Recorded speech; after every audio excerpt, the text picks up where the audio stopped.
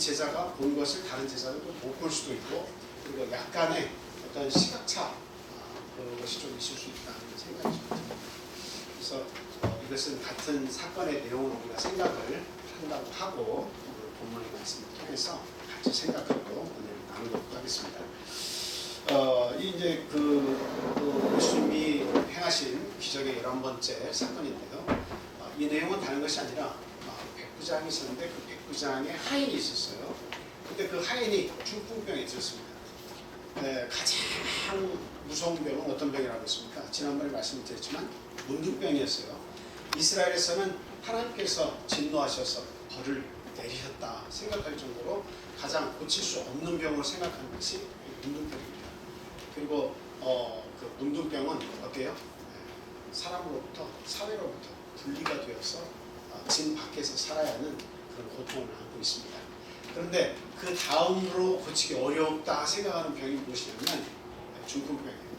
그래서 중풍병은 널리 아는 사람들에게서 나타나는 그런 병 중에 하나인데 굉장히 고질병으로 그렇게 생각을 하는 병이었습니다. 근데 이제 백부장이 문둥병에 걸린 것이 아니고 백부장의 하인이 문둥병에 걸렸습니다. 그래서 이 백부장이 그 문둥병자를, 중풍병자인 하인을 위해서 예수님께로 사람을 보내었든지 본인이 갔든지 간에 예수님을 이렇게 접했다는 이야기죠. 그리고 나서 오시지 마시옵소서, 예수님께서 우리 집에 오셔서 이렇게 어떤 환자를 치유하는 손을 얹고 안수를 하고 기도를 해주시거나 아니면 뭐 어떤 형태로든 문둥병을 낫기 위한 어떤 행위를 하시는 것, 그것을 제가 감당할 수가 없습니다. 그러면서 예수님은 가겠다고 하시는데 오지 마십시오. 나도 남 밑에 있는 사람이고 또 내 밑에도 사람이 있어서 내가 가라 하면 가고 오라 하면 오는데 예수님께서 말씀만 하시면 되지 이렇게까지 저희 집까지 오실 필요는 없습니다. 말씀만 하시옵소서. 이렇게 예수님이 오실 수고를 하시지 말라고 굳고 사양을 했습니다. 그래서 예수님께서 하신 말씀이 뭡니까? 이스라엘에서 이만한 믿음을 본 적이 없다. 이만한 믿음을 본 적이 없다. 그러면서 또 한 마태복음에서 하신 말씀이 뭡니까? 동서로부터 많은 사람들이 구원을 얻지만 이게 본 백성들은 어떻게 해요? 쫓겨나서 어두운 곳에서 이를 갈미으리라. 그러니까 예수님께서 그 땅에 그 백성들을 사랑하셔서 구원하시겠다고 오셨는데 그 백성들 안에서는 뛰어난 믿음을 가진 자가 별로 없고 오히려 이방인이 누가 이렇게 믿음이 좋은 거예요? 이 로마의 백부장이 오히려 이스라엘에서의 어떤 믿음보다도 더 좋은 믿음을 가지고 나에게 나왔다는 겁니다. 그래서 예수님께서 이방이지만 구원의 대상에서 1차적으로 제외된 그런 백성일지라도 그가 예수 그리스도를 알고 예수 그리스도와 가까이 하려고 하고 믿고 나올 때는 이와 같이 이방인을 알지라도 하나님의 구원의 축복이 임한다라는 사실을 예수님께서 말씀을 해주셨습니다. 과연 어떠한 믿음이 있었길래 우리 예수님께서는 이 백부장의 하인을 나서주셨는지 오늘 함께 생각을 해보고 있습니다. 먼저 첫 번째로 예수님께서 보신 이 백부장의 믿음은 백부장의 인간 됨됨이나 사랑이었습니다. 우리들도 그 고린도전서 13장에서 보면 이런 말씀이 있지만 사랑이 없으면 뭐가 된다고요? 울리는 꾀가리가 된다고 그렇게 얘기했습니다. 여러분, 이 빈 깡통 막 두드리면 얼마나 시끄럽습니까? 얼마나 시끄러워요. 거기다가 돌멩이 하나 딱 넣고 아마 그거 발로 뻥뻥 그냥 여기저기서 소리가 아주 요란스럽게 이렇게 납니다. 근데 거기 깡통에다가 돌을 꽉 채워가지고 발로 차면 아주 둔탁한 소리가 나지 시끄럽지 않죠. 뭔가 가득 찬 사람이 이렇게 좀 막 시끄러운 소리가 잘 안 나요. 잡음이 잘 안 나요. 근데 뭔가 알아도 섣불리 알거나 한 가지를 알거나 두 가지 정도만 알고 있으면서 마치 내가 모든 것을 다 알고 있는 것처럼 그렇게 생각을 하면 소리가 요란스럽습니다. 소리가 요란해요. 그러니까 하나님께서는 사랑이 없으면 다른 얘기 아니야. 지식이냐 지혜가 있냐 이거 따지지 않고 하나님께서의 생각을 보시면 그 속에 사랑이 있냐 없냐를 항상 보시고, 사랑이 들어있으면 하나님은 모든 율법을 다 이룰 수 있는 사람이라고 생각합니다. 율법이 얼마나 많습니까? 율법이 이렇게 해라 저렇게 해라 이걸 하지 마라 이걸 해라 이런 많은 율법이 있지만, 그러나 그 모든 것을 다 하지 않더라도 사랑이 있으면 어떻다는 거예요? 이 율법을 다 이룰 수 있다 라고 이야기를 하고 있습니다. 왜 그래요? 사랑이 있으면 절제가 되고, 사랑이 있으면 허용할 수 있고, 사랑이 있으면 용서할 수 있고, 사랑이 있으면 얼마든지 성경에서 요구하는 모든 것들을 이룰 가능성을 다 가지고 있습니다. 근데 다 지식도 있고 지혜도 있는 것 같은데 그 속에 사랑이 빠지면 어떤 역사가 있습니까? 시끄러운 역사만 있지, 시끄러운 역사만 있지 하나님이 하라 하지 말라 하는 그런 율법을 이루는 힘은 없게 된다라고 하는 사실이에요. 그래서 울리는 꽹과리처럼 많은 사람들에게 그냥 듣고 싶지 않아 하는 그런 사람이 우리가 되서는 안 됩니다.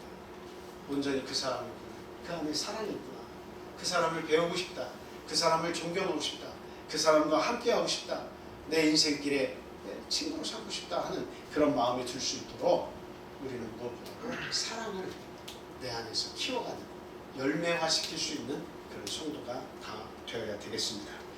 이 백부장이 그런 사람이었어요. 이 백부장이라고 하는 것이 뭡니까? 로마 군대에 100명을 자기 수하해 준 사람이에요. 오늘날로 이야기하면 중대장 정도 되겠죠.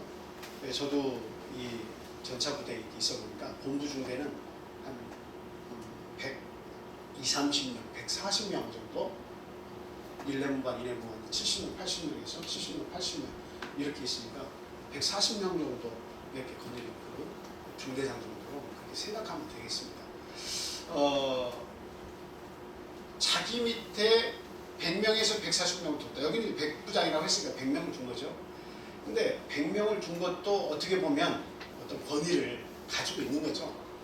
뭐 어느 누가 여러분들이 뭐 인격을 쌓아가지고 그 동네에서 뭐 좀 하시라 했을 때 100명이 따라온다는 것은 쉬운 일이 결코 아니에요. 쉽지만은 않습니다. 얼마나 많은 덕을 쌓아야 그게 가능하겠어요. 근데 이 백부장은 덕을 쌓았다기보다는 어떤 전쟁에 나가서 승리를 거뒀거나 많은 경험, 풍부한 경험을 가지고 있어서 자기들의 수하에 있는 이 100명을 얼마든지 일사불란하게 움직일 수 있는 그런 능력을 갖춘 자입니다. 그리고 저희들이 성경에서 백부장의 이야기가 많이 나옵니다. 뭐 율리오라고 하는 백부장이 나중에 바울을 로마로 호송하는 호송관으로서의 그런 일을 하는 그런 백부장도 나오고요. 그리고 여러분이 잘 아는 사도행전 그 10장입니까? 거기에 보면 누가 나오죠? 고넬료가 나오죠. 거기도 백부장이었어요. 그리고 그 백부장이 얼마나 그 자기의 수하를, 얼마나 자기 밑에 있는 사람들을 잘 다스리고 하나님을 사랑하고 그 백성들을 잘 인도를 했으면 구원이 거기 임했잖아요. 그리고 뿐만 아니라 또 백부장 하나가 또 나오는데, 여러분 예수님이 십자가에 달린 사건을 보면 그 모든 십자가 사건, 그 처형하는 사건의 주관자가 있어요. 그 사람이 또 백부장이었습니다. 근데 그 백부장이 예수님께서 숨을 거두고 나서 그 구름이 먹구름이 뛰고 그리고 막 땅이 진동을 하고 막 이런 여러 가지 일련의 사건을 보면서 그가 하나님의 아들이었다라고 시인하는 그런 장면이 있습니다. 그리고 오늘 본문의 이 백부장을 또 우리가 이렇게 볼 수 있습니다. 그러니까 이 내용을 우리가 상기해 본다고 하면 그 당시에 백부장이라고 하는 것은 그 이스라엘을 다스리는 그 로마의 그 상교기 때문에 얼마든지 어때요? 뭔가 그들에 대해서 차갑게 대할 수 있고 권위의식을 가지고 대할 수도 있고 얼마든지 그들을 두려움으로 몰고 갈 수 있는 힘이 있습니다. 그들은 우리 민족이 그들을 점령해가지고 이게 참 식민지 하에 있거든요.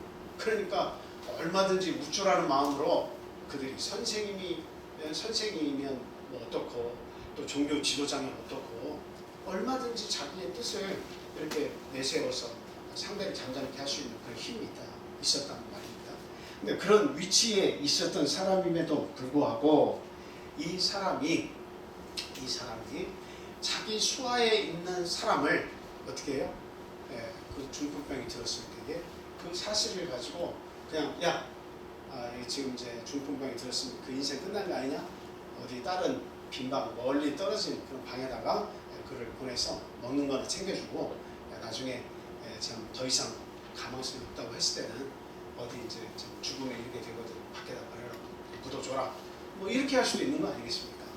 그리고 또 하나의 그 방법은 무엇이냐면 애초부터 밖으로 추방을 시킬 수도 있습니다. 이제부터 너를 자유롭게 해줄 테니 나가서 네가 너희 가족으로 돌아가든지 얼마든지 네가 원하는 대로 가서 살아라. 지금 한번 생각해 보세요. 그 로마의 백부장이 지금 파송을 받아가지고 이 이스라엘까지 왔는데 이스라엘에서 지금 하인이 있단 말이에요. 그럼 그 하인은 로마인 신분이겠습니까? 아니면 누구의 신분이겠습니까? 여기서 정확히 나와 있지 않으니까 어느 누구도 장담을 할 수 없습니다만 절대 로마인 신분을 가진 사람이 지금 그 밑에서 하인 역할을 할 수가 없어요. 지금 제일 대상자 중에 우리가 그래도 한 70~80% 그 사람일 거야 라고 생각하는 민족은 누굽니까? 이스라엘 민족이에요. 네. 이스라엘 사람들 중에 불러서 너 이리 와서 내 일을 도와라. 그럼 내가 먹고 살게 해주고 할 것이다 라고까지 할 수 있는 사람은 이스라엘 민족이에요. 유대인일 겁니다. 그러니까 100% 긴지한지는 모르겠습니다만 그러나 유대인일 가능성이 너무 높다라고 하는 사실이에요. 그래서 지금 그 하인이지만 이 백부장은 그냥 넘어가지 않았다는 거예요. 누가복음의 7장에서 우리가 그 17장에서 읽어보니까 뭐라고 되어 있습니까? 백부장이 사랑하는 종이 병에 걸렸다고 그렇게 되어 있어요. 마태복음에는 그렇게 나와 있지 않고 백부장의 종이 그 병에 걸렸다는 이야기 나와 있지만 누가복음은 백부장이 사랑하는 이라고 되어 있어요. 그래서 하인을 아낄 정도라면 그 당사자 한 명만 아끼는 것이 아니라 이 백부장은 사도행전 10장에서 나오는 고넬료와 같이 자기 수하에 있는 사람들을 지극정성으로 사랑하는 사람이다. 자기 수하에 있는 사람은 마치 내 가족으로 생각하고 적극적으로 그들을 돕고 지원하는 그런 사람이다. 여러분 신들러 리스트라고 하는 그 영화 이렇게 보셨죠? 그거 보면 독일인이 이 유대인들을 한 명 한 명 살리기 위해서 자기가 가지고 있는 이 보석 하나하나를 팔아서 뭔가 그들을 탈출시키는 그 장면들을 한번 생각해 보세요. 내가 가지고 있던 거 하나만 더 팔았어도 이 유대인들을 내가 더 많이 구제했을 것이 아니냐 가슴 아파하는 그 내용을 한번 여러분 생각해 보세요. 막 가슴이 그 영화를 보는 동안 얼마나 먹먹했는지 몰라요. 그렇게 뜨거운 사랑을 가지고 살아가는 사람들이 있습니다. 우리 마음속에 그 사랑을 회복해야 돼요. 내가 내 가족들을 사랑하는 것, 이 뜨거움을 회복해야 됩니다. 언제나 있을 것으로 여기고 같이 함께할 것으로 여기고 언제나 부르면 나타날 것으로 생각하고 언제나 내가 함부로 해도 될 사람으로 생각을 하고 내 가족들 함부로 해서는 안 됩니다. 뜨거운 사랑을 가지고 그 사람의 아픔이 있으면 그 아픔을 채워줄 수 있는 그 아픔을 사랑으로 메워줄 수 있는 그런 사람들이 우리가 되어야 한다요. 그래서 그리스도인들은 다른 거 채우려고 하지 않고 무엇을 채우려고 해야 돼요? 사랑을 채우려고 합니다. 사랑을 채워나가는 사람들이에요. 네. 우리 가족들에 대한 사랑을 지금부터 돌이켜보시고 채워나가시기 바라요. 그리고 내 주변에 있는 이웃들에 대해서 그냥 말로만 좋아해 밥 한 끼 먹어 사랑해가 아니라 정말 그 사람이 좋아서 만나기를 원하고 정말 그 사람에게 뭔가 좋은 소식을 전하기 위해서 애를 쓰는 그런 사랑을 가진 자로 우리가 탈바꿈되어야겠다 하는 것을 말씀드립니다. 그런 뜨거운 사랑이 전해지면 그 사람이 지식이 있냐 없냐 박사냐 석사냐 학사냐 이거 중요하지 않습니다. 내가 정말 그 사람을 사랑하면 내가 말주변이 없어도 내가 특별히 어떤 능력이 없어도 내가 그 사람을 사랑하면 전해지는 거예요. 전해지는 거예요. 정말 사랑하면 그 사람을 얻는 거예요. 특히 우리 믿음의 사람들은 사람의 영혼을 얻는 게 우리의 인생의 목표 아닙니까? 내가 구원받고 참 죽을 수밖에 없는 그 영혼을 하나님께로 데리고 오는 것. 이게 우리가 할 수 있는 게 아니에요. 그 일을 하기 위해서라면 뭘로 우리의 마음과 영혼을 채워야 돼요? 사랑으로, 뜨거운 사랑으로 채워야 한다라는 사실이에요. 그래서 이 백부장은 마태복음에서는 이야기하기를 본인이 직접 나왔다고 이야기하고 있어요. 둘 다 큰 믿음이에요. 자기 하인을 위해서 관심을 가져준 것도 이것도 대단한 사랑이지만 마태복음에서는 예수님께서 자기가 직접 달려갔다고 되어 있습니다. 얼마나 이게 참 귀한 사랑입니다. 하인을 위해서 예수님의 소문을 듣고 끝까지 나와서 부탁하는, 간절히 부탁하는 이 장면 한번 생각해 보세요. 그리고 또 누가복음 10장에서는 어떻게 해요? 내가 주님 앞에 나타나서 그 하인을 위해서 간구하는 것이 이것조차도 이 예수님에게 부탁하는 것이 너무나 지성스럽다. 그러니까 유대인의 장로를 불러서 부탁을 했습니다. 당신들이 우리 하인을 위해서 좀 예수님을 부탁을, 당신의 민족의 스승 아니십니까? 선생님이라고 부른 자 아닙니까? 대신 가서 이 사실을 좀 전달해 주십시오 라고 부탁을 했어요. 그랬더니 이 유대인의 장로들이 가가지고 로마의 한 장교가 부탁한 것을 가지고 와서 예수님께 그 하인의 이야기를 하면서 고쳐주십시오. 선생님께서 마땅히 그렇게 해주시는 것이 이게 참 당연한 일이라고 생각이 듭니다 하면서 이야기한 게 뭐예요? 그는 우리 민족을 사랑할 뿐만 아니라 우리들을 위해서, 우리 민족을 위해서 회당까지 지어준 사람입니다. 그 하인을 고쳐주신 것이 당연한 일입니다. 아니 그 백부장을 고쳐주시는 건 당연한 거지만 백부장의 그 많은 하인들, 그 중에 백부장이 관심 가진 그 하인을 고쳐주는 일을 가지고 이렇게까지 백부장을 거들면서 나와서 도와준다는 이야기는 얼마나 그를 신뢰하고 있는가 하는 것을 알려주는 대목 아니겠습니까? 이와 같이 백부장은 한 하인을, 남들이 별로 가치가 없다고 볼 수 있는 그 한 하인을, 또 자기 민족이 아닌 다른 백성들 중에 한 사람을 구원하기 위해서 사람을 이용하거나 아니면 본인이 직접 나가서 예수님께 간절히 부탁을 드렸다고 하는 사실입니다. 오늘날 저희들의 수고가 그리스도 안에서 헛되지 않은 것을 여러분들이 믿으시기 바라요. 내가 하는 자그마한 한 수고를 위해서 한 영혼이 구원받을 수 있다면 그건 결코 하나님 앞에서의 작은 상이 아닙니다. 그래서 여러분들은 어디에 가서 저기 리비아에 가서 아니면 또 이란이나 이라크에 가서 내가 거기서 사업을 하면서 전도를 하고 선교를 하고 그것만이 전도가 아니에요. 그것만이 하나님의 뜻을 이루는 것이 아니에요. 그럼 뭐예요? 하나님의 뜻은 너 멀리 가지 않아도 된다. 너의 능력 정도면 너의 가정을 너에게 맡길게 하고 그 가정을 우리에게 맡기셨잖아요. 그 작은 가정 하나도 우리가 믿음화시키지 않는다면, 못한다면, 복음화시키지 못한다면 그것은 어디에 간들 하나님의 뜻을 이룬다고 하는 것은 그렇게 결코 쉬운 일이 아닐 것이다 하는 겁니다. 그래서 나에게 맡겨진 그 집안을 잘 다스리는 것이 정말 중요해요. 믿음화시키는데 얼마나 그게 힘들겠습니까? 쉬운 것 같지만 쉬운 일이 아니에요. 내 가정을 믿음화, 복음화 시킨다고 하는 거, 이게 쉬운 것 같지만 결코 쉬운 게 아니에요. 가깝기 때문에 더 안 되는 거예요. 가깝기 때문에 더 안 돼요. 적어도 내가 정말 이제 하루 이틀 살다가 떠날 것 같은 그런 상태가, 몸의 상태가 되었다 했을 때는 가족들이 모였을 때 그 간절함이 있겠죠. 돌아가시기 전에라도 내가 어머니의 마음을, 아버지의 마음을 아프게 했던 것이 있으면 내가 용서를 구하고 화해를 청하고, 그리고 아버지 어머니의 소원이 있다면 내가 그 소원을 들어드리겠다. 이런 마음 자세가 있었을 때에 네가 믿음을 가지면 좋겠다. 내 평생 소원은 우리 온 가족이 그리스도 안에서 구원받는 것이다. 만약 이런 이야기를 하면 그게 조금은 다른 때보다는 영향력이 더 있을 것 같습니다. 그런데 항상 보는 얼굴이, 우리 아버지 어머니 우리 자녀들 서로 항상 보는 얼굴이에요. 얼마든지 대할 수 있어요.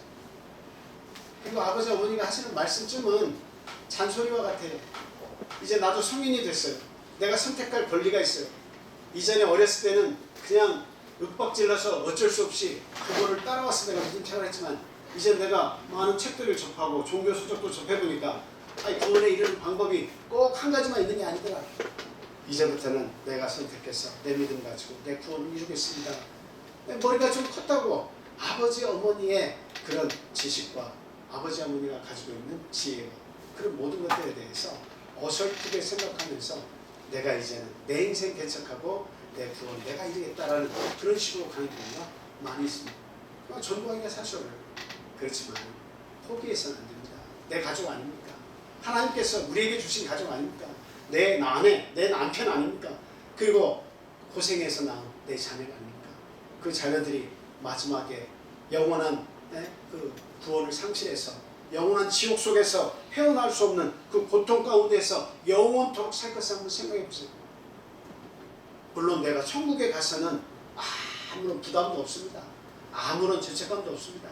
거기에서는 내 자녀가 지옥 갔냐 가지 않았냐, 일단 천국에 들어가면 그런 거 생각하지 않습니다. 부자와 나사로 이야기를 통해서 알 수 있지 않습니까?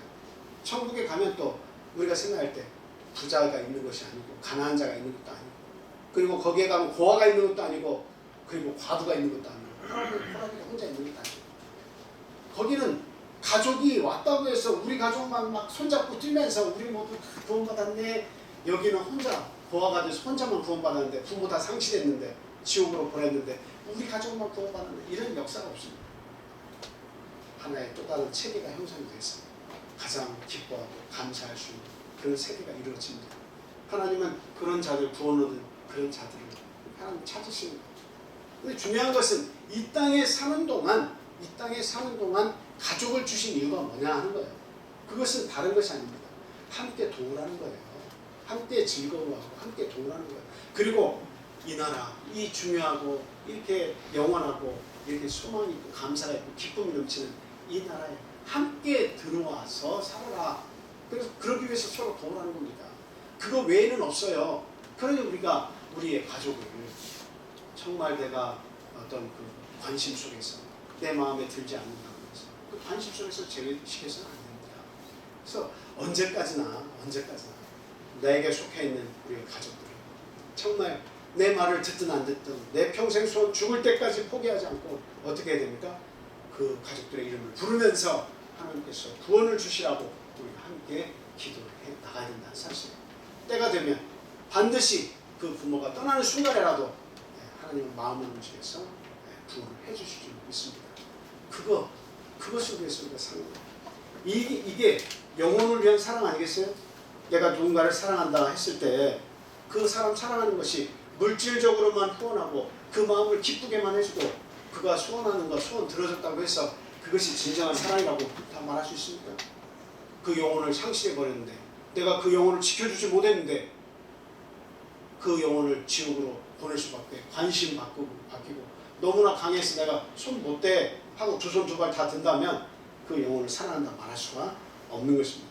그래서 우리는 이 백부장 하인에 대한 그 백부장이 가진 그 믿음을 생각해 보면서 나 역시도 하인도 저렇게 관심을 가지고 주님께 또 장로들에게 부탁해서까지 구원을 요청하는데, 오늘날 저희들은 하나님을 믿는다 하면서 어디 먼 데 가서 전도하는 것이 아니라 내 가족에게 보냄을 받은 우리의 모든 식구들을 위해서 내가 그만한 수고, 그만한 열정을 가지고 구원을 주지 못한다면 안 되겠다라는 사실.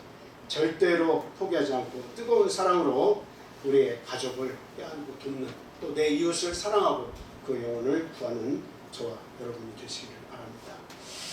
자, 그 다음에 이제 두 번째로 이렇게 말씀을 드리고자 하는 것은 백부장의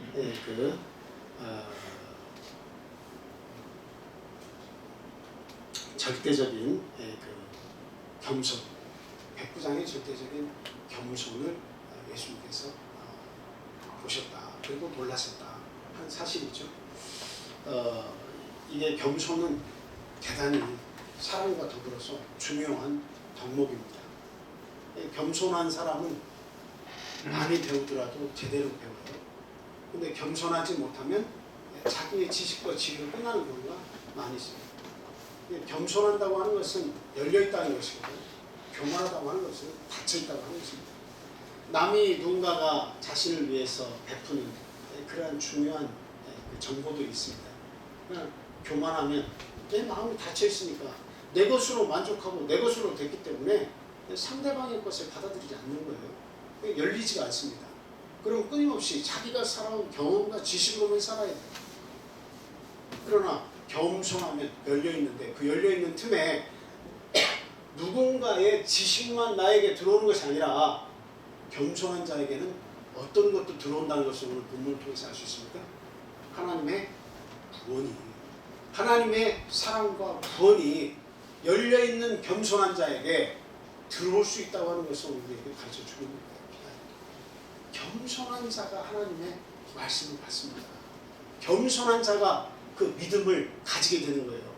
겸손하지 않으면 절대적으로 내가 알고 있는 것으로는 하나님을 발견할 수가 없습니다. 내가 아는 지식으로는, 내가 경험한 세상으로는 하나님을 알아서 그 세상에 내가 가고 싶다, 내가 예수 그리스도 이름을 불러서 구원하고 싶다, 결코 찾아갈 수 없는 길이에요. 근데 하나님이 오시는 통로는 사랑과 겸손입니다. 겸손이 있으면 하나님이 그 틈을 타고 들어오세요.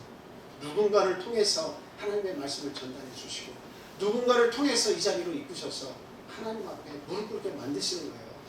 이 백부장 보세요. 사도행전 10장에 고넬료 보세요. 예수님 십자가산의 담당자인 백부장 보세요.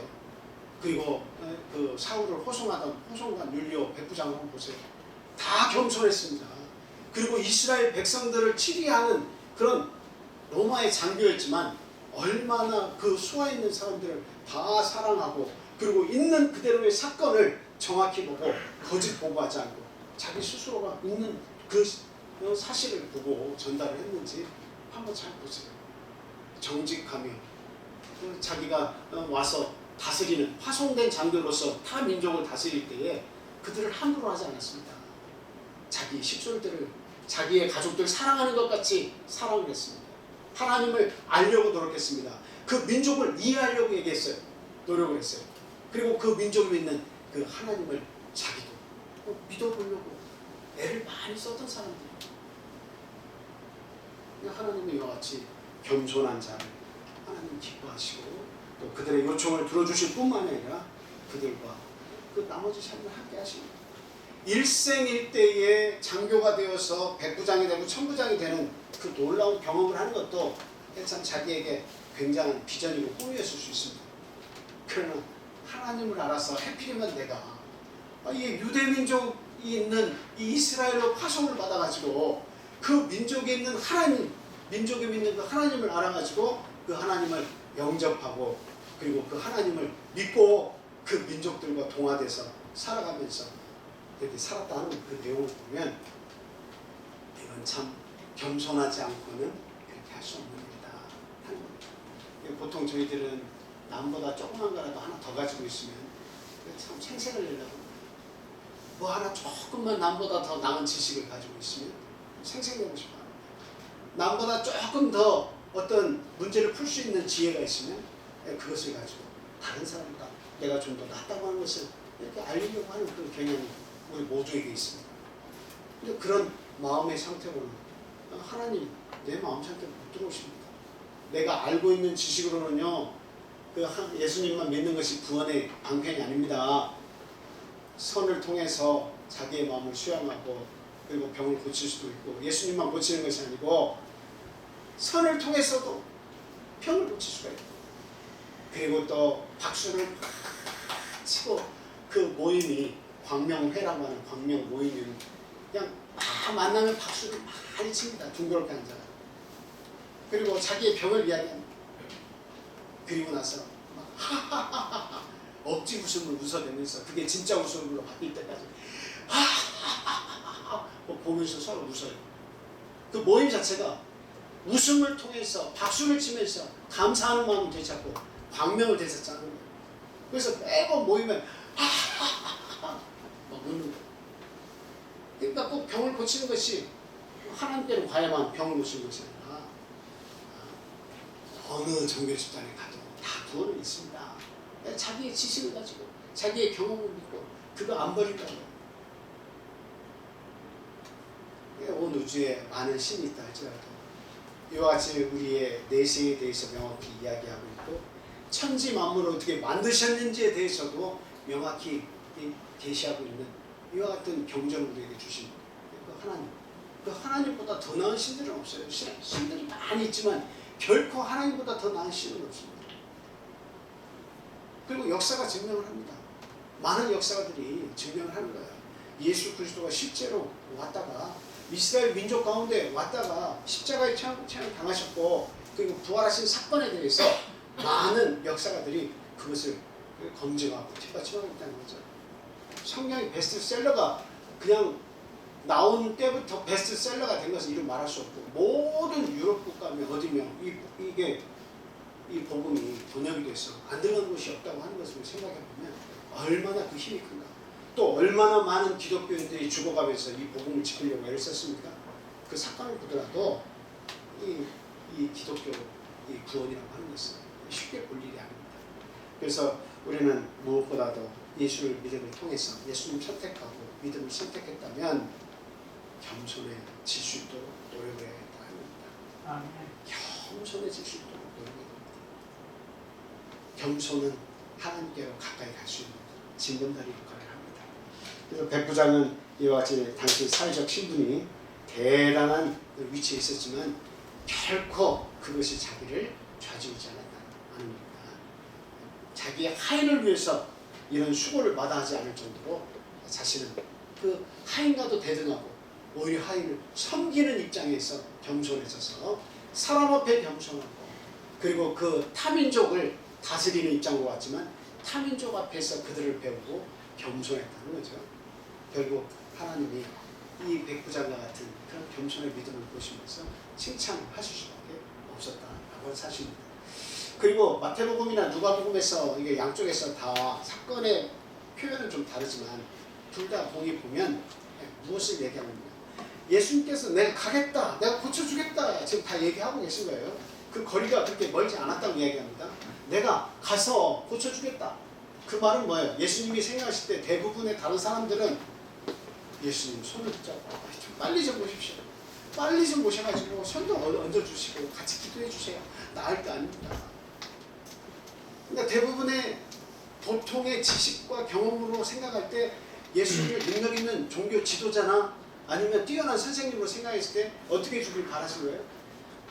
오셔서 일단 우리 집에 오셔서 병자를 보시고 내용을 확인하시고 얼마나 중요한지 손을 얹어서 놔주십시오. 어떤 방법으로든 주님이 직접 내 곁에 오셔가지고 그 일을 해주십시오. 대부분은 다 그렇게 한다는 거죠. 다 그렇게 하는 거예요. 그런데 어떻게? 말씀만 없어서 말씀만 없어서 우리 집에 들어오신 거 감당 못하겠습니다. 감당 못하겠습니다. 오시지 않아도 됩니다. 오시지 않아도 됩니다. 감당할 수가 없습니다. 심지어 누가복음에서 뭐라고 얘기해요? 장로들을 먼저 보냈다고 얘기하고 있습니다. 그거는 자기 스스로가 예수님을 맞으러 가서 예수님을 보는 것조차도 저는 죄송스럽고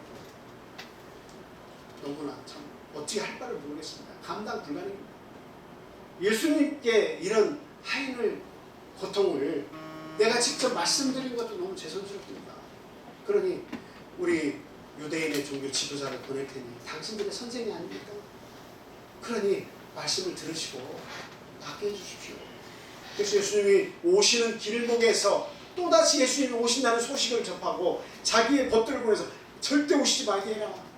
그 수고가 예수님이 어떤 분인데 여기까지 와서 내 하인을 만지고 낫게 해주시냐. 오시지 못하게. 나 감당 못한다. 나도 내 밑에 수하에 있는 사람들에게 가라 하면 가고 오라 하면 오는데 하물며 예수님께서 내 집에 방문을 하신다니 이게 어떻게 감당할 수 있는 일이냐. 말씀만 하셔도 낫겠습니다. 그 말을 전해라. 오시지 말라고 예수님께 가가지고 벗들이 얘기합니다. 예수님 오시는 것을 제 친구가 감당 못하겠다고 하니 예수님 그냥 말씀만 하시면 된답니다. 그때 예수님께서 깜짝 놀라시면서 이만한 믿음을 이스라엘에서 본 바가 없다라고 이렇게 칭찬을 해줬습니다. 얼마나 겸손한 믿음입니까? 얼마나 참 겸손한 믿음입니까? 자기의 지위를 완전히 땅으로 떨어뜨려 놓고 예수 그리스도를 완전히 존경하고 존중하고 또 믿음의 대상으로 생각을 하고 나사줄 수 있는 분으로 여기고 감히 감당을 못하는 자세로 예수님을 지금 영접을 하고 있는 거예요. 우리가 이 이야기를 통해서 보면 뭔가 이렇게 밑에서 있는 것 같지만 사실은 어때요? 이 관계가 보면 너무 다 예수님과 밀접한 관계를 가지고 있는 거예요. 예수님이 더 가까이 그 겸손한 믿음 때문에 예수님께서 몸은 떨어져 있지만 더 가까이 그에게 마음이 가는 거예요. 칭찬해 주셨습니다. 그리고 그 벗들이 돌아갔을 때 이미 나았다고 이렇게 이야기하고 있습니다. 그냥 뭔가 우리가 내 삶을 고치려고 할 때, 내 삶을 내가 좀 이게 이렇게 계속 살고 싶지 않다, 나 이렇게 끌려가면서 살고 싶지 않다라고 했을 때 무엇이 있어야 됩니까? 겸손이 있어야 돼요. 첫째는 사랑이 있어야 되고, 둘째는 겸손이 있어야 됩니다. 겸손이 있을 때에 사람과 사람이 하나가 되는, 사람을 얻는 거예요. 그리고 겸손이 있을 때에 많은 선물들이 들어옵니다. 하나님의 귀한 지식들이 들어옵니다. 어떤 물질적인 것만이 아니라 겸손한 자에게 하나님의 좋은 보화들이 많이 들어옵니다. 그래서 우리 안에 성령의 그런 열매들이 아주 무상하게 이렇게 열리는 것은 그가 겸손할 때 마음문을 열었기 때문에, 예수님께서 문 밖에 서서 계속 두드리시는데 마음문을 꽉 닫고 해볼 테면 해봐라. 그 말씀 이거 보고 성경 말씀을 해볼 테면 해봐라. 내가 마음문을 여나 한번 해봐라 하고서 계속 딱딱한 마음으로 있다 하는 것은 교만한 거예요. 자기의 지식과 자기의 능력으로만 살겠다는 거예요. 여러분, 이번에 이 폭우가 이렇게 막 엄청나게 전 세계를 휩쓸고 지나갔습니다. 태풍도 저희 나라 얼마 전에 또 지나가고 또 온다고 하는데요. 얼마나 많은 사람이 죽었습니까? 또 코로나를 통해서 얼마나 많은 사람들이 고통당하고 또 죽었고 지금도 죽어가고 있습니다. 수십만 명이 지금 죽어요. 오늘날 저와 여러분들이 이렇게 평안하게 사는 거 그냥 내가 내 몸 관리 잘 해서 이렇게 산다고만 생각하지 마시고, 믿음이 있다면, 하나님에 대한 믿음이 있다면 그것을 하나님의 인도하심으로 믿을 수 있어요. 하나님은 온 우주를 경영을 하시는 거예요. 그 중에 이 지구라고 하는 별은 작은 별이지만 인간을 창조하셔서 이 온 우주의 중심으로 삼으신 별이 지구입니다. 아무리 우주 과학자들이 외국에 있는 외국이 아니라 우주에 있는 다른 별에 사람이 살고 있는 별을 찾는다고 하죠. 절대 다른 생명체, 외계인들이 사는 그 별은 찾을 수가 없을 겁니다. 하나님 그렇게 만들어 놓으셨습니다. 그래서 온 우주를 하나님께서 이 지구라는 별의 인간을 창조하셔가지고 그 온 별들을 이 인간을 위해서 주셨다고 그렇게 되어 있어요. 인간을 영원하게 만들어서 영원히 살도록 해서 이 우주, 내가 만들어 놓은 가볼 수도 없고 볼 수도 없었던 그 우주를 인간에게 주시겠다고 하는 거예요. 그럼 인간은 어떻게 됩니까? 영원성을 회복해야 되는 거예요. 인간을 위해서 우주를 만드셨으니까 영원성을 잃어버렸으면 그 영원성을 회복시켜 주셔야 가볼 수도 있고 끝이 어딘지 하여튼 끝까지 달려가 보고 영원토록 그 별의 세계가 얼마나 큰지 계속 다녀도 지겹지 않고, 하나님께서 그래서 끝도 없는 우주를 만드신 거 아니겠습니까? 가볼 수 없는 우주를 왜 만들어 놓으세요? 그걸 인간을 위해서 주셨다고 왜 하고 있습니까? 그만큼 인간을 사랑하시고 인간과 함께 거하기를 바라십니다. 영원토록 거하기를 바라십니다. 우리는 이와 같은 하나님의 뜻을 안다면, 그 하나님 앞에 겸손을 가져야 되는 거예요. 그러면 하나님의 주시고자 하는 모든 하늘의 귀한 보화들이 겸손을 통해서 하나씩 내려옵니다. 그런 사람이 변화를 입고 그런 사람이 회복이 되는 겁니다. 겸손한 자가 영원성을 회복할 수 있는 거예요. 그 신앙을 회복할 수 있는 거예요.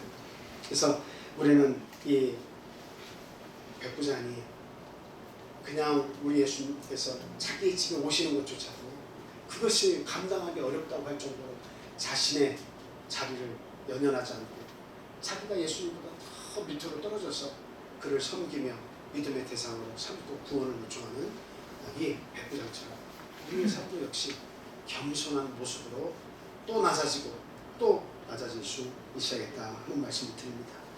그 다음에 이제 세 번째 말씀드리는 것은 백부장의 절대적인 믿음을 예수님께서 보셨습니다.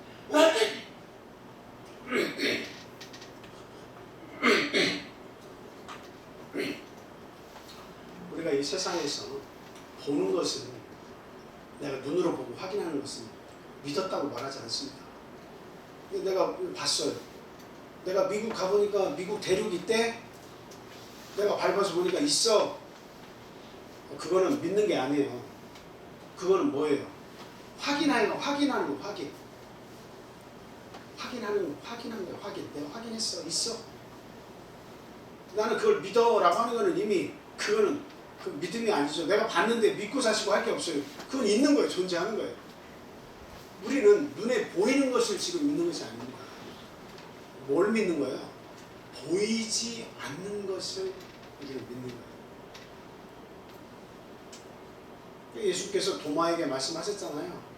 예수께서 살아나셨는데 12제자 중에 도마만 없었다가 나중에 도마가 있을 때 예수님께서 나타나셨어요. 도마가 없었을 때 다른 제자들이 예수님 부활하셨어 그랬을 때 도마가 뭐라고 얘기했겠어요? 에이, 거짓말하지 마. 내가 내 손가락으로 그 못자국에, 그 창자국에 내가 손 넣고 확인해보지 않으면 나 이거 믿을 수 없어, 이렇게 얘기했던 자 아닙니까? 근데 도마가 있는 가운데 예수님께서 다시 한번 나타나셨어요. 그리고 도마를 불러서 내 못자국과 창자국에 네 손을 넣어보라고 그렇게 이야기했습니다. 보지 않고 믿는 믿음이 이게 진짜 믿음이라고 말씀하셨어요. 뭔가 우리가 하나님을 믿을 때에 눈으로 보고 확인해야만 내가 믿겠다라고 하는 것은 그건 믿음이 아니죠. 이미 믿음이 아니죠. 그렇게 해서 신앙생활 해가지고는 어느 세월에 내가 하나님을 제대로 깨닫겠습니까? 보이지 않지만 계시해 주신 이 말씀을 통해서, 하나님의 이 계시된 말씀을 통해서 우리가 읽으면서 하나님을 알 수가 있어요. 그리고 이 세상의 모든 만물이 돌아가는 이치를 통해서 우리 인생이 이 지구라고 하는 편에 살아가는 모든 이치들을 생각하면서, 그리고 온 우주에 달려있는 그 무한한 별들의 세계를 보면서, 또 그 별들의 운행 주기를 보면서 어떻게 이 큰 다스리는 자가 없으면 어찌 이와 같은 일들이 가능할까라고 하는 걸 통해서 하나님을 알도록 하나님께서 해놓으셨어요. 하나님은 우리에게 믿음을 가지기를 원하시는 거예요. 믿음을 가지고 보이지 않는 나지만 마치 내 옆에 있는 것으로 여길 수 있도록 믿고 구하라고 그렇게 이야기하고 있어요. 믿음이 없는 자는 예수님을, 하나님을 절대적으로 가까이 할 수도 없고 그 하나님을 볼 수도 없습니다. 본다는 것은 어떤 형체를 보는 것을 이야기하는 것이 아닙니다. 믿음의 대상이 살아계심을 내가 인식할 수 있는 거예요. 형체로 인식하는 것이 아니라 내 믿음의 대상, 신앙의 대상, 내 믿음의 구세주, 내 삶의 인도자, 내 삶의 주인, 온 우주를 경영하실 뿐만 아니라 이 지구를 경영하시고 인간의 생사 화복을 주장하실 수 있는 그분이 내가 믿는 구원자라고 하는 사실을 명확히 믿는 거예요. 그 믿음을 우리가 가지면 우리는 이 세상 살면서 흔들리지 않습니다. 아주 광활하시면서 전지전능하신 하나님이 나를 자녀로 삼으셨는데 아들이라고 얘기하고 우리가 아버지라고 부르면서 기도하고 있는데 어떤 환경에, 어려운 환경에 놓일지라도 하나님께서 결코 외면하시지 않을 것이기 때문에 그것을 아니까, 그것을 믿으니까 우리의 삶은 평탄한 것입니다. 어떤 두려움에 빠져도 이겨낼 수가 있는 근거가 있는 것입니다. 하나님은 우리에게 믿음을 요구하세요. 이 백부장이 그랬습니다. 예수님께 나올 때 나오시는 거 감당 못하겠습니다 라고 하는 것을 잘 생각해 보세요. 말씀만 하옵소서, 이 뜻이 무엇입니까? 시간과 공간을 당신은 뛰어넘을 수 있는 분입니다, 이 뜻이에요. 시간과 공간을 뛰어넘을 수 없다고 하는 한계된 믿음을 가진 사람이라면 기어코 예수님 손 붙잡고 왔어요. 기어코 어떻게 해요? 이 하인을 데리고 예수님께로 가서 들것을 가지고 가서, 지난번 배웠죠? 중풍병자 하나에 4명 친구가 들것에 달아서 가가지고 집 천장 무너뜨리고 내어 다리를 달아서 예수님께 고침받은, 그것도 믿음이에요. 귀한 믿음이에요.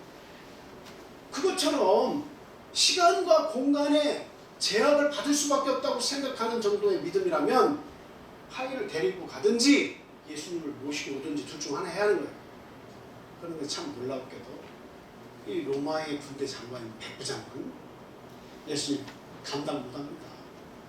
내가 명령하면 내 수하 있는 사람들이 다 마음대로 움직이는데 예수님 말씀만 하시면 그대로 모든 것이 다 이루어지는 분 아닙니까? 이게 얼마나 큰 고백이에요.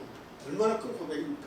말씀만 하셔도, 시간이 그 가서 수고 안 하셔도, 그 시간을 들이지 않으셔도, 공을 들이지 않으셔도 여기서 말씀하는 즉시 나을 것 아닙니까? 예수님은 그런 분 아니십니까? 그리고 굳이 그 공간에 한정된 공간까지 오셔가지고 누추한 내 집에 오셔서 굳이 그 속에 오셔서 손 얹지 않으셔도 그 병자를 직접 만나지 않으셔도 공간을 뛰어넘어서 당신을 역사하는 분 아닙니까? 라고 이야기한 거예요.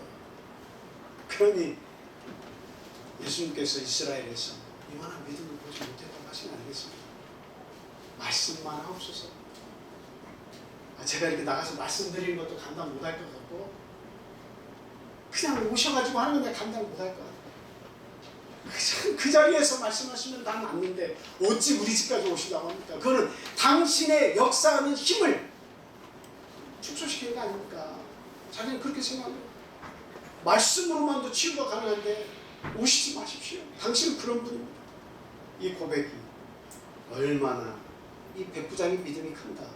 얼마나 그가 이 유대인들하고 동화됐을 뿐만 아니라 유대인들이 믿는 그 하나님, 그 하나님을 전파하고 말씀을 읽어주고 회당을 지어줄 정도인가 하는 것과 더불어서 한 단계 더 뛰어 넘어가서 이스라엘에서도 조차 보이지 않는 믿음이 누구에게 보였다는 거예요? 이방인인 누구에게? 이 백부장에게 보였다는 거예요. 예수님은 이스라엘에서도 보이지 않는 믿음이 이 이방인은 로마의 백부장에서 그 믿음이 나타났다는 거예요. 예수님이 얼마나 감격하시고 감동하셨을까요? 우리가 잘 생각해요. 뭔가 저희들이 살면서 오랜동안 신앙생활을 하면서 자칫 잘못하면 교회는 오래 다녔는데 아주 내가 교회에 아주 터줏대감이 되고 교회에 오랜 동안 봉사를 하고 한 7년, 10년 내가 열심히 살았는데 나중에 알고 보니까 새로 들어온 새 신자의 믿음만도 못한 경우가 있어요. 새로 들어온 분들은 그냥 내가 늦게 들어왔기 때문에 늦게 하나님을 알게 됐기 때문에 내 인생 남은 인생을 생각하면 더 열심히 살아야겠다 하면서 신앙생활을 하는데 오랜 신앙생활을 한 시점에서 우리들 스스로를 돌아보면 나는 뭔가 오래 믿어서 믿음도 좋은 것 같고 오래 믿어서 내가 남들보다는 뭔가 선점을 해서 열심히 신앙생활을 해서 뭔가를 쌓은 것 같은데 근데 알고 보면 하나님의 눈으로 볼 때는 야 오랫동안 믿었다는 게 도대체 뭐냐? 라고 하실 수 있다는 사실입니다. 정말 우리의 삶을 오늘 시간에 돌아보시기 바랍니다. 저도 돌아봐야 되고 여기에 계신 우리 성도들이 다 같이 돌아봐야 돼요. 과연 우리 학생들도 마찬가지고 사촌부도 마찬가지고 우리 장년부도 마찬가지고 오래 믿었다고 하는 것이 도대체 무엇이냐? 내가 7년, 10년 신앙생활 했다는 것이 도대체 이게 무엇이냐?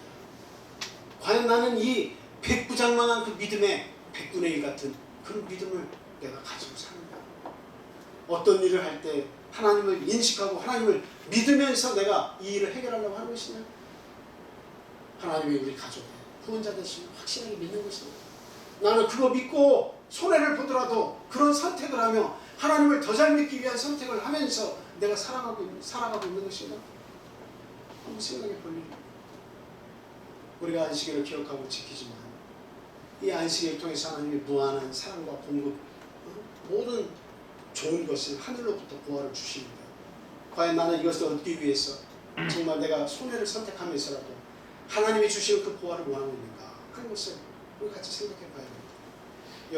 여러분을 위해서 주신 하나님의 귀한 말씀입니다.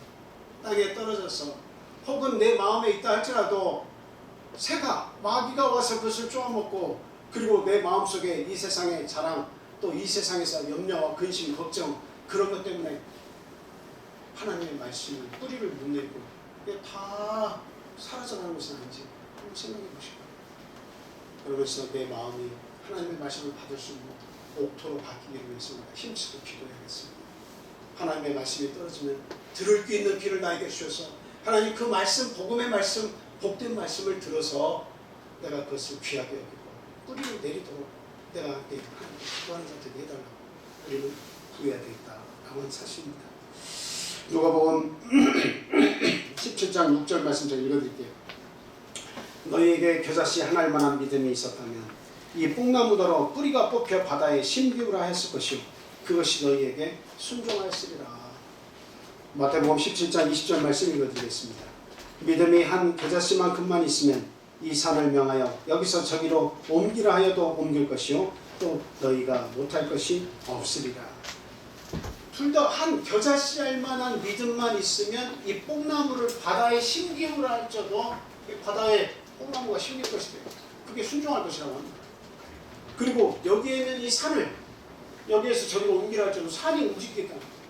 너희가 못할 것이 없겠다 얘기하십니다. 이건 하나의 비유의 말씀입니다. 이 말씀 뭐냐면 우리가 불가능하다고 생각하는 일도 믿음 안에서는 가능하다라고 하는 것을 이야기하십니다. 믿음을 가지면 가능하다. 여러분 이방인이 구원받는다고 하는 것은 이거는 구약시대 백성들 또 예수님 당시에 이 이스라엘 백성들은 이방인이 구원받는다는 것은 아예 생각 자체를 안 한 거예요. 산이 여기서 저기로 옮겨지는 것과 같은 거예요. 이 뽕나무더러 바다에서 이 뽕나무가 누굽니까? 한번 생각해 보세요. 이게 백부장이에요. 이 이방인인 뽕나무와 같은 이 백부장이 어디에 심기라 해도 이스라엘 민족에서 구원을 받고 여기에 심겨져 가지고 하나님의 백성으로 살게 되는 거, 그거 기적과 같은 일 아닙니까? 불가능한 일 아니에요? 하나님께서는 그런 일을 하신다는 거예요. 이사야서 52장에 있는 말씀 한번 보겠습니다. 마지막 말씀 볼게요. 56장, 이사야서 56장 3절부터 8절까지 있는 말씀. 2절부터 읽겠습니다. 2절부터 8절까지. 이사야 56장 2절부터 8절까지 우리 함께 같이 보겠습니다.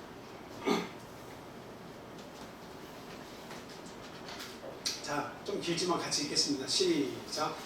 안식일을 지켜 더럽히지 아니하며 그의 손을 금하여 모든 악을 행하지 아니하여야 하나니 이와 같이 하는 사람, 이와 같이 굳게 삼는 사람은 복이 있느니라.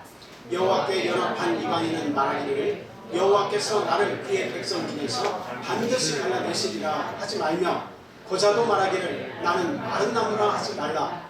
여호와께서 이와 같이 말씀하시기를 나의 안식일을 지키며 내가 기뻐하는 일을 선택하며 나의 언약을 굳게 잡는 고자들에게는 내가 내 집에서 내 성 안에서 아들이나 딸보다 나은 기념물과 이름을 그들에게 주며 영원한 이름을 주어 끊어지지 아니하게 할 것이며 또 여호와와 연합하여 그를 섬기며 여호와의 이름을 사랑하며 그의 종이 되며 안식일을 지켜 더럽히지 아니하며 나의 언약을 굳게 지키는 이방인마다 내가 곧 그들을 나의 성산으로 인도하여 기도하는 내 집에서 그들을 기쁘게 할 것이며 그들의 번제와 희생을 나의 제단에서 기꺼이 받게 되리니 이는 내 집은 만민이 기도하는 집이라 일컬음이 될 것입니다. 이스라엘의 쫓겨난 자를 모으시는 주 여호와가 말하노니 내가 이미 모은 백성 외에 또 모아 그에게 속하게 하리라 하셨느니라. 이 고넬료뿐만 아니라 지금에 있는 이 백부장도 어쨌다는 거예요? 이방인이지만 내가 또 모아서 우리 하나님께 속하게 하겠다. 그에게 안식일을 주어 가르쳐주고 이 이스라엘 백성이 배우는 그 하나님을 알게 해서 들어오게 하겠다. 이방인들도 보자라고 말하지 마라. 고침을 더 이상 못 받고 하나님께 돌아오지 못하는 그런 자가 아니다라고 하는 것을 이미 이사야 선지자를 통해서 미리 얘기를 해놓으십니다. 저와 여러분들도 이거 지금 고자와 같이 마른 나무와 같이 하나님을 알지 못했던 백성 아닙니까? 타 민족 아닙니까? 그런데 우리가 예수 그리스도를 나의 하나님으로 인식하게 되고 그 앞에 나와서 안식일을 지키면서 복받는 삶을 지금 살고 있는 거 아니겠어요? 네. 저와 여러분들은 참 믿음의 길을 걸었은 것에 대해서 하나님 앞에 감사하셔야 됩니다. 내가 인정하는 하나님은 존재하시고 내가 인정하지 않는다 할지라도 하나님은 우리의 구원을 바라시고 십자가에 달려 도와주셨습니다. 그 예수 그리스도의 사랑을 우리는 마음속 깊이 생각하고 정말 내가 영원한 저주받을 것 지옥에 떨어지지 않기 위해서 그와 같은 십자가의 큰 고난을 받으신 예수님 생각할 때 앞으로 나의 삶이 어떻게 변화되어야 할 것인가 오늘 시간 이런 생각하고 또 앞으로 정말 주님 앞에 열정적인 신앙생활을 하겠습니다 고백하는 저와 여러분이 되셔야겠습니다. 우리 다 같이 기도하겠습니다. 할렐루야.